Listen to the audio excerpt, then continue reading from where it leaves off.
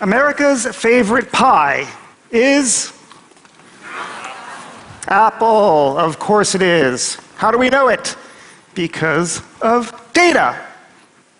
You look at supermarket sales. You look at supermarket sales of 30-centimeter pies that are frozen, and Apple wins. No contest. The majority of the sales are Apple. But then supermarkets started selling smaller, 11-centimeter pies, and suddenly Apple fell to like 4th or 5th place. Why? What happened? Okay, think about it. When you buy a 30-centimeter pie, the whole family has to agree, and Apple is everyone's second favorite. But when you buy an individual 11-centimeter pie, you can buy the one that you want. You can get your first choice. You have more data. You can see something that you couldn't see when you only had smaller amounts of it. Now, the point here is that more data doesn't just let us see more of the same thing we were looking at. More data allows us to see new. It allows us to see better. It allows us to see different.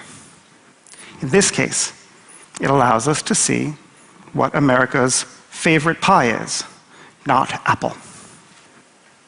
Now, you probably all have heard the term big data. In fact, you're probably sick of hearing the term big data. It is true that there is a lot of hype around the term, and that is very unfortunate, because big data is an extremely important tool by which society is going to advance. In the past, we used to look at small data and think about what it would mean to try to understand the world. And now we have a lot more of it, more than we ever could before. What we find is that when we have a large body of data, we can fundamentally do things that we couldn't do when we only had smaller amounts. Big data is important, and big data is new. And when you think about it, the only way this planet is going to deal with its global challenges, to feed people, supply them with medical care, supply them with energy, electricity, and to make sure they're not burnt to a crisp because of global warming, is because of the effective use of data.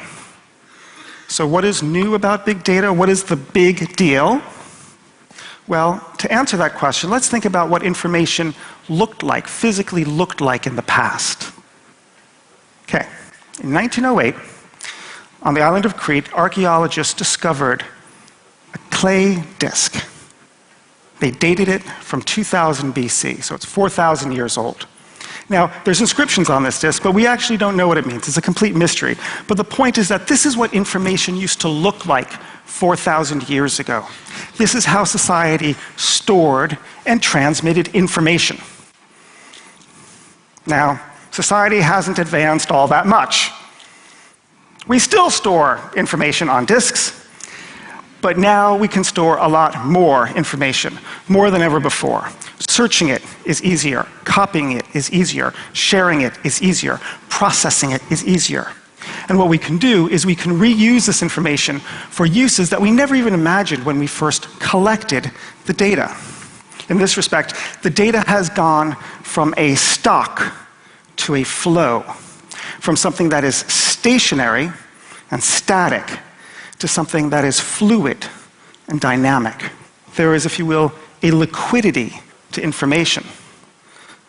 The disk that was discovered off of Crete, that's 4,000 years old, is heavy. It doesn't store a lot of information, and that information is unchangeable. By contrast, all of the files that Edward Snowden took from the National Security Agency in the United States fits on a memory stick the size of a fingernail, and it can be shared at the speed of light. More data. More. Now, one reason why we have so much data in the world today is we are collecting things that we've always collected information on.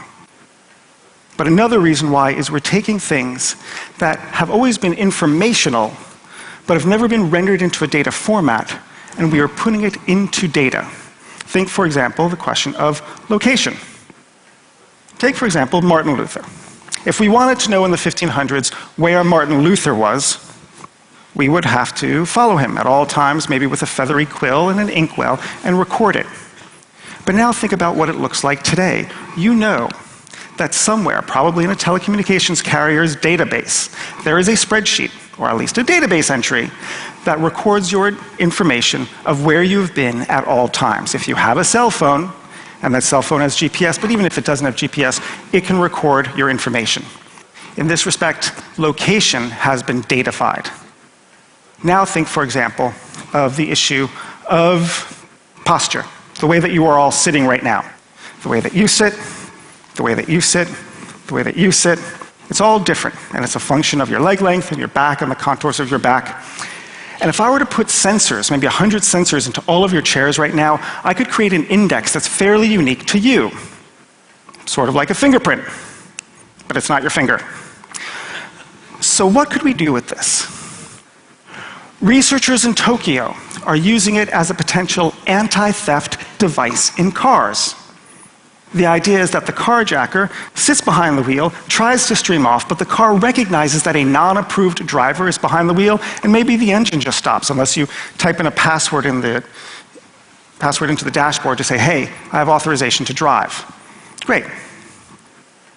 What if every single car in Europe had this technology in it? What could we do then? Maybe, if we aggregated the data, maybe we could identify telltale signs that best predict that a car accident is going to take place in the next 5 seconds. And then what we will have datafied is driver fatigue. And the service would be when the car senses that the person slumps into that position, automatically knows, hey, send an internal alarm. They would vibrate the steering wheel, honk inside to say, hey, wake up, pay more attention to the road. These are the sorts of things we can do when we datify more aspects of our lives. Okay. So what is the value of big data? Well, think about it. You have more information. You can do things that you couldn't do before. One of the most impressive areas where this concept is taking place is in the area of machine learning. Okay, machine learning is a branch of artificial intelligence, which itself is a branch of computer science. The general idea is that instead of instructing a computer what to do, we're going to simply throw data at the problem and tell the computer to figure it out for itself. And it'll help you understand it by seeing its origins. Okay. In the 1950s, a computer scientist at IBM named Arthur Samuel liked to play checkers. So he wrote a computer program so he could play against the computer. He played, he won. He played, he won. He played, he won. Because the computer only knew what a legal move was. Arthur Samuel knew something else. Arthur Samuel knew strategy. So he wrote a small subprogram alongside it, operated in the background, and all it did was score the probability that a given board configuration would likely lead to a winning board versus a losing board after every move. He plays the computer. He wins. He plays the computer. He wins. He plays the computer. He wins. And then Arthur Samuel leaves the computer to play itself. It plays itself, it collects more data. It collects more data, it increases the accuracy of its prediction. And then Arthur Samuel goes back to the computer and he plays it and he loses. And he plays it and he loses. And he plays it and he loses. And Arthur Samuel has created a machine that it surpasses his ability in a task that he taught it. And this idea of machine learning is going everywhere.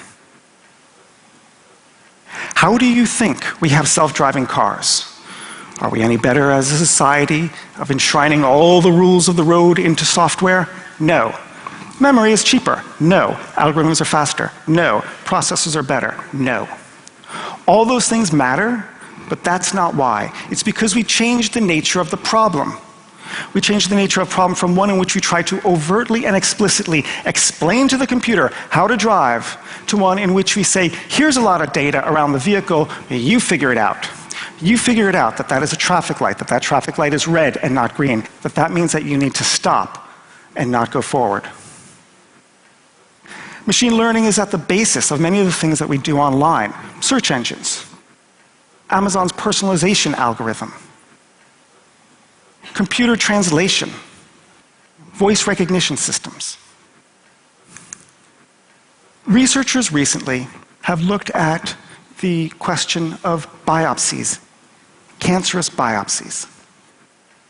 And they've asked the computer to identify, by looking at the data and survival rates, to determine whether cells are actually cancerous or not. And sure enough, when you throw the data at it through a machine learning algorithm, the machine was able to identify the 12 telltale signs that best predict that this biopsy of breast cancer cells are indeed cancerous. The problem? The medical literature only knew 9 of them. 3 of the traits were ones that people didn't need to look for, but that the machine spotted. Okay.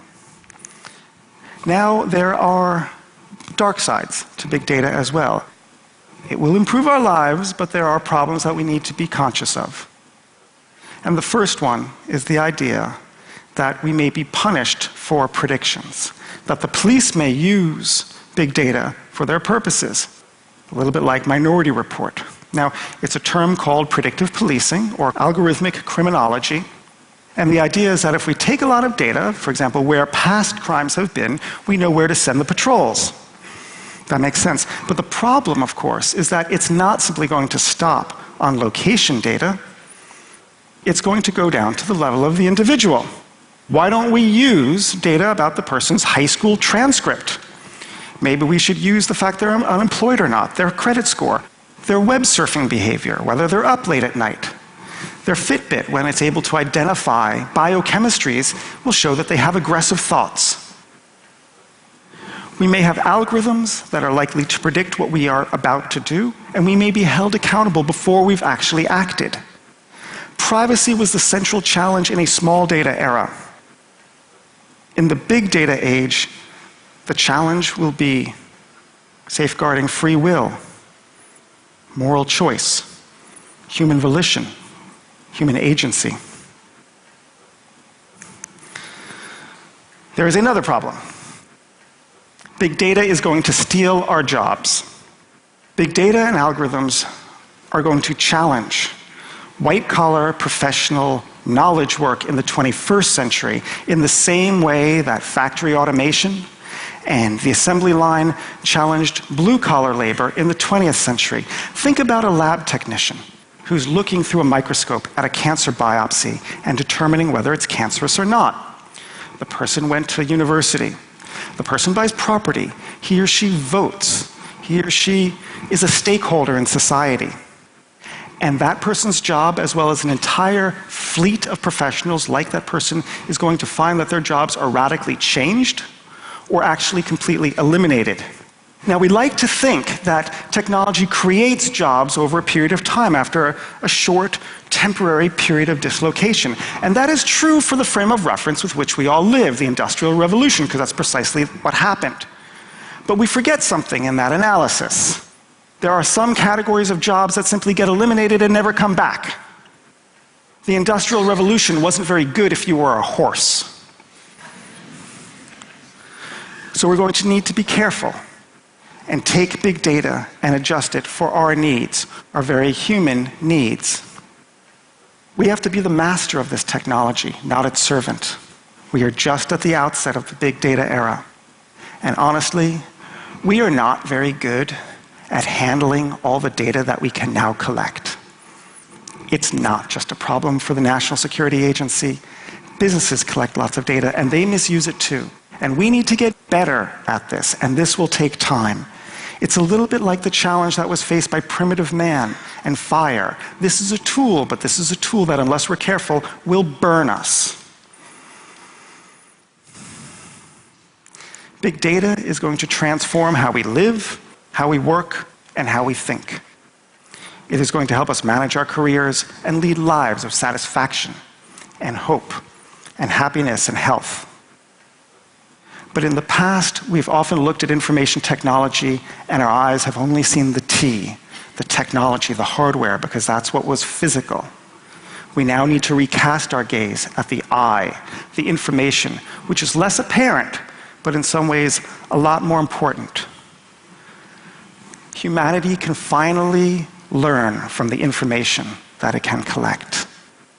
It is part of our timeless quest to understand the world and our place in it. And that's why big data is a big deal.